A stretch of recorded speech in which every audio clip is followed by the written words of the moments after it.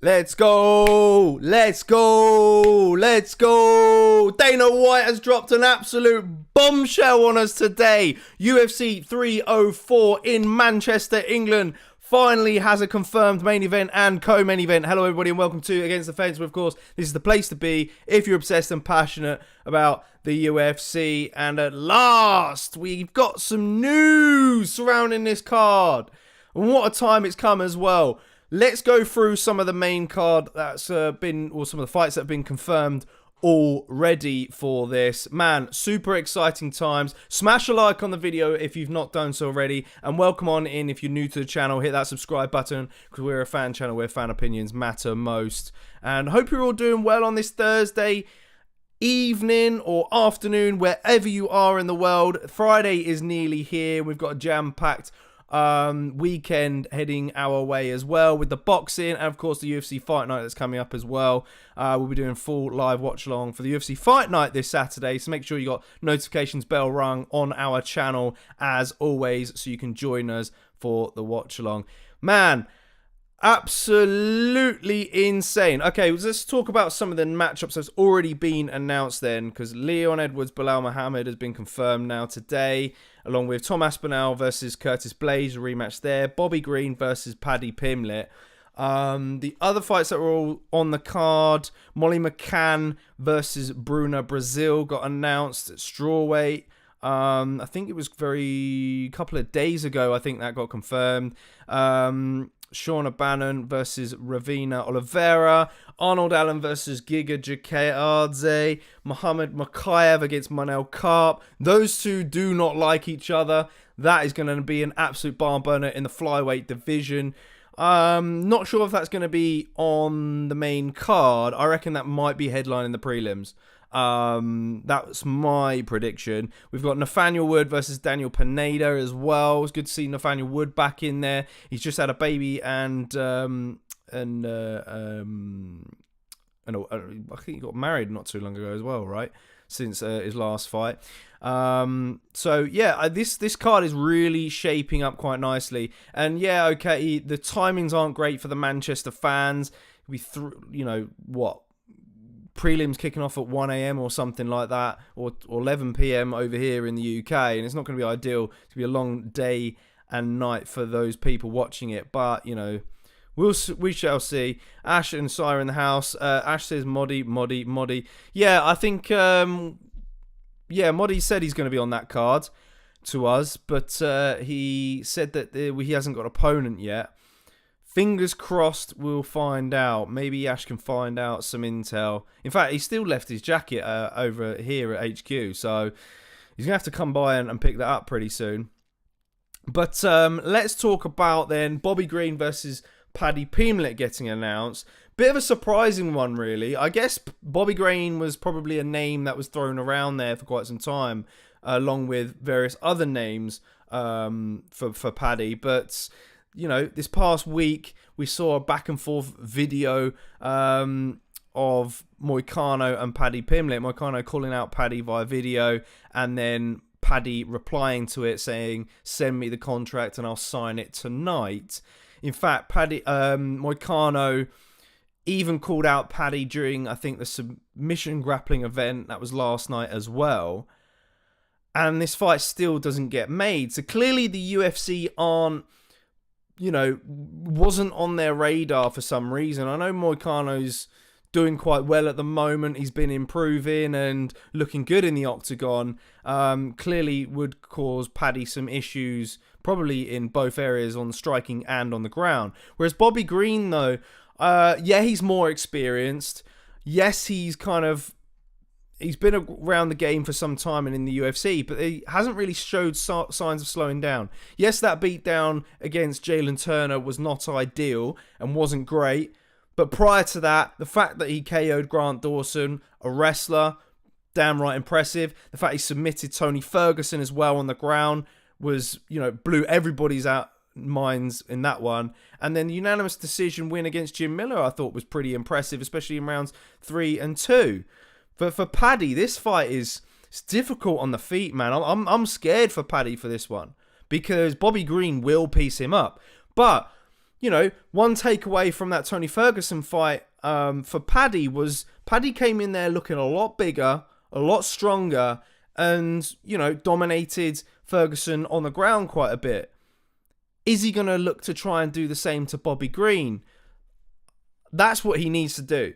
He needs to take Bobby Green down and try and get something off of from top. But Paddy's, we known and seen in the past that he's very good at attacking submissions off of his back, and we can't really see Paddy being on his back at all in this fight. So, there's a lot of things to really go off of this. It's got a very intriguing fight. Again, like I said, if it goes to the ground, I think Paddy can win it. If Bobby Green's able to keep it standing, which I think, he has a good chance of doing, Bobby Green could very well take a decision and win all 3 rounds. So, yes, Raphael, what's up, fellas? He says, good to see you, Raph. What do you make of these fights for UFC Manchester? Mate, Dana White he's treated us here. He really has. So, yeah, that's my take on Paddy. Bobby Green decision is kind of like where I'm sitting at right now. I would say I'm about 70% confident on it. With the other remaining 30% being Paddy decision, I think. I'm not sure if he'll submit Bobby, to be honest. In fact, who's the last person to submit Bobby Green? I think it's probably Charles Oliveira, time ago.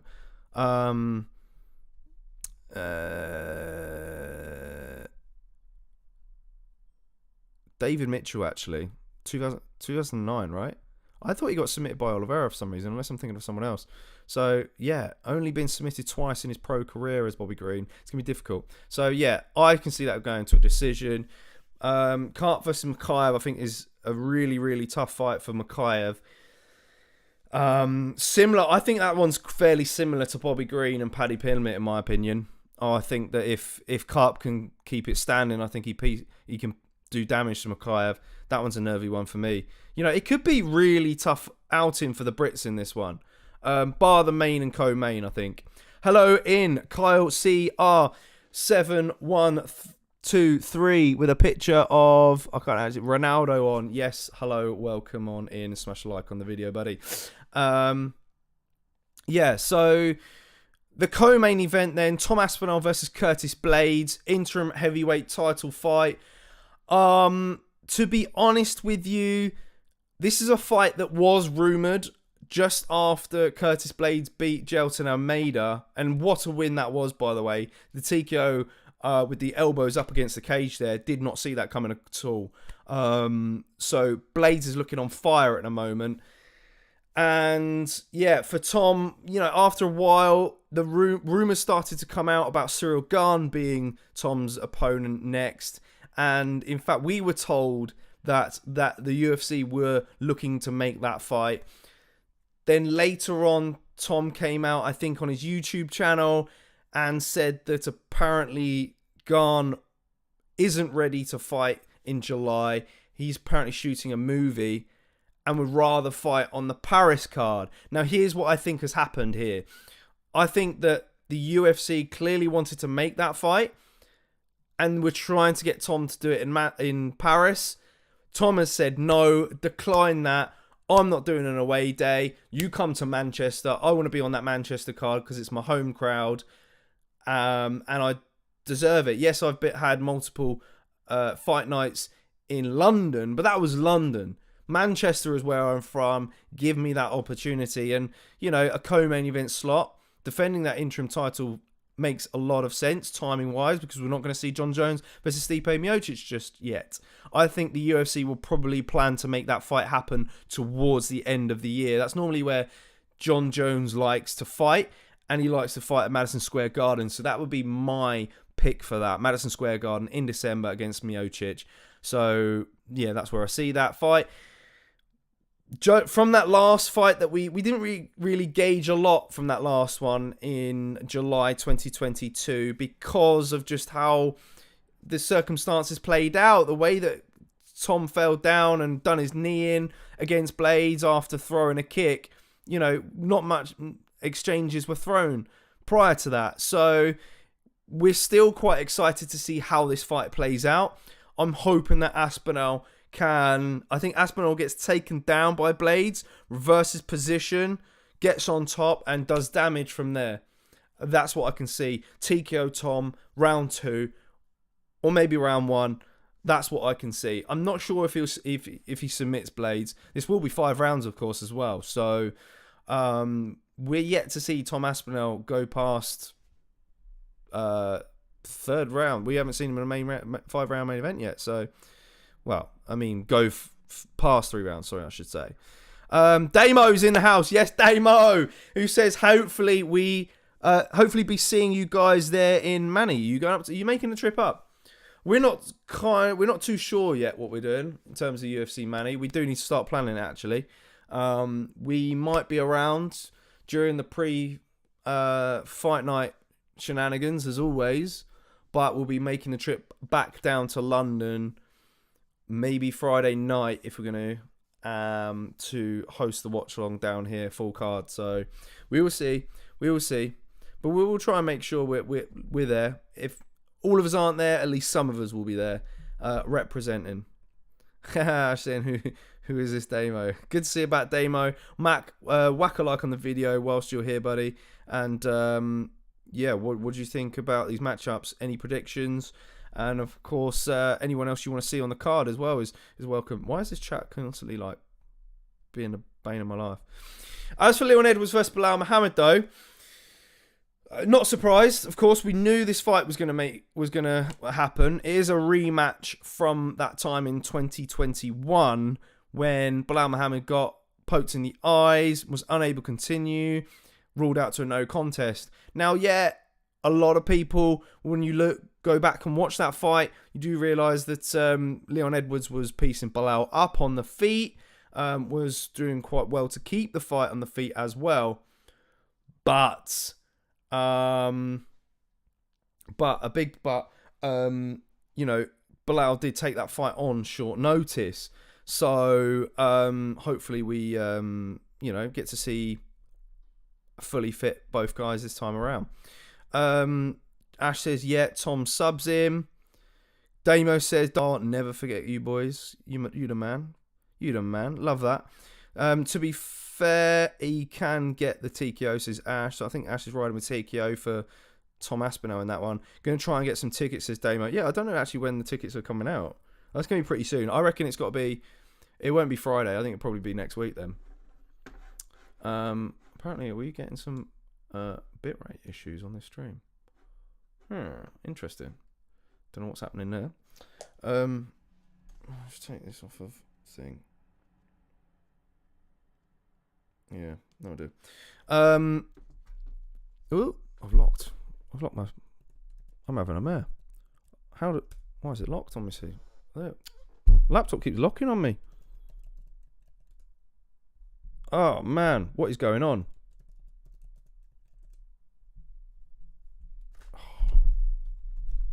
Let's pull that out. I legit can't. Am I still live? I legit can't do anything. My laptop just keeps locking out. That's wild. Fucking hell. What is going on? Seriously.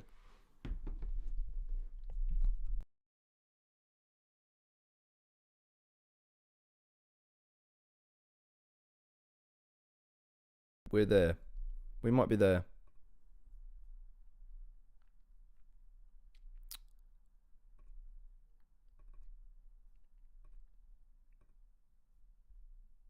Right. Okay, we're rocking from this camera. We'll finish up on that. I don't know what's going on here. Bloody thing. Yeah. Where was I now? I think Belal Muhammad is going to have a tough time taking down Leon Edwards, and there we go. There we go. Oh, technical difficulties on a Thursday. That's mad. Okay. Yeah, I think he's going to have a tough time taking down Leon, and Leon's just going to piece him up on the feet. You know, Colby had a hard time dealing with Edwards on the feet and taking him down. And yeah, I do think, however, that Belal Muhammad might have a bit more strength than Colby in these grappling scenarios. So, you know, I think he can get Leon down, but probably not do much significant. I think that Leon's going to have his moments in the fight that might kind of win him rounds in the striking. But if he's able to just nullify Belal and sweep him, get back to his feet, that's where I could think he can win this. But as you know, for Leon fans, I think you got to hope that he sparks Belal out. He's done his tape, done his homework, found an opening, work for it, and go for it. That's how he's got to get this done. Damo says, I mean, with Jones and Stipe out and Belal being number one, these fights make a lot of sense. Yeah, I mean, it's all you can do, really, isn't it? It's all you can do. June 7th. That's when the tickets go on sale. Cheers, Damo. Damo says, me and the missus going to get tickets. She's a huge Tom fan. Her first time watching UFC was when Tom slumped Pav. Wow. That's awesome that you got your girlfriend into UFC now. That's epic. Fair play to you, Damo. Fair play. Put a ring on her. Put a ring on her, mate. That's what I'd say. Good on you, man. Matthew Bray's in the house. Yes, Matthew Bray. Smash that like button, buddy. Who says, all right, pal, Belal will just crotch sniff and get poked again. I mean, look, how long into the fight do you think it will take Belal to get poked in the eyes? I'm going first round at least. Inside 2 minutes, we're gonna get an eye poke. The fans are gonna boo and literally be a bit worried that we're going to get another cancellation, another no contest, but then I think it will carry on. That's my prediction, but I'm hoping for a Leon knockout here. Ash said, mate, I would love Edwards to spark him. Me too. Kyle says, bet on the eye poke. Yep, bet on the eye poke, mate. 100%. 100%.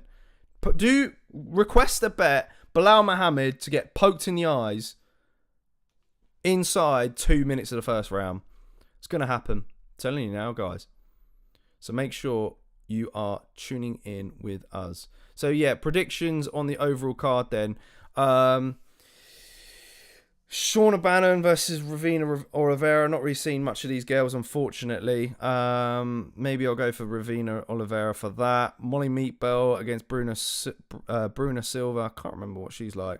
Let's root for Molly, of course, in that one. I'll be rooting for Muhammad Makayev against Manel Karp, but I think it's going to be a very tough fight for him. Karp, I think, is capable of beating Makayev. He's a big, strong flyweight, and I can see him stuffing some takedowns there.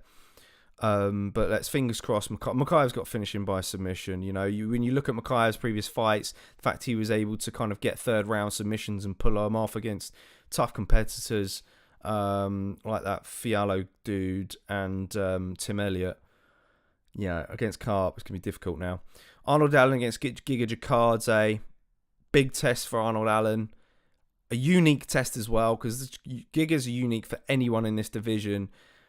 I'm hoping Arnold Allen can mix in some offense and win rounds that way. It'd be tough to see Arnold Allen lose this one. It really would after, the last two fights. He was very unlucky in that last one, though. Very unlucky. Bobby Green against Paddy Pimblett. Like I said early doors, I think I've got to go Bobby Green on that one via decision. Tom Aspinall to TKO, Curtis Blaydes, and then Leon Edwards to get the knockout against Belal Muhammad. Got to be done. Damo says maybe not. They will be having the new glove. Oh yeah. There's going to be eye pokes all over the gaff. Those new gloves come into effect literally in I think 2 weeks, don't they? For Makachev versus Poirier. Oh man. Ugh, I'm not. They're so bad. They probably work well for grapplers, right? When you're down in on the ground and you're working through transitions, etc. But striking, I think it's gonna be awful. Should have gone for Trevor Whitman's gloves. Matthew Brace says Mikhaev can pull it out of the bag when the going gets tough, and that is true. He can. You can never count him out of a fight. I think it's we could very much see a bit of deja vu in that one. Karp being very smart on the feet, wins first 2 rounds, and Mikhaev subs him in third. Wouldn't be surprised. Matthew also says it is a big card, mad what time it's going to be on. Everyone will be hammered by 6 a.m. I don't think people can last that long if you're drinking as well. And I'm wondering what they did last time with the drinking rules. Did they do much? Like, did they have a cut-off point with serving alcohol? Surely you got to get to a point where you're allowed to give people teas and coffees to keep people going, or Monster Energy drinks. You know what I mean? Damo says they look like sparring gloves. They do. They actually, yeah, they do. And like, I think I saw on Nathaniel Wood's Instagram, he posted a reel earlier today trying them on for the first time, and his face just kind of said it all. He was like, "What are these?" Like, okay, 3 pair, try them out. I don't think they're going to be any good. Canadian Bacon's in the house. Yes, Canadian Bacon, moderator in the house, who says the new gloves play couldn't have made the fingers more like Pride FC. They need to be forceful bend. That is true. Yeah, they do. They do. The last gloves were better. Ash says get the Red Bulls in for Manchester. Yeah, I think we'll stock the fridge up like we did last time. All right, amazing stuff, guys. I'm going to wrap this up because I've got some food to get and I've got to do my homework for this weekend's main card for UFC Fight Night 92, Barbosa versus Murphy. Do make sure you come along, especially if you're from the UK as well. Try and stay up to watch Lerone Murphy because it'd be a really big fight for him against Edson Barbosa, a veteran. And if he wins that one, then we could see big things for him in the featherweight division. So make sure you got the notifications bell rang on the channel. Stick around, come join us for the watch along, get involved. Yes, my boy Pal's in the house as well. Better late than never. Good to see you, brother. Good to see you. Yeah, stick around. Hopefully, we see you this weekend for the watch along. Make sure you're there and get some good rest. We'll speak soon, guys. Much love. Bye for now.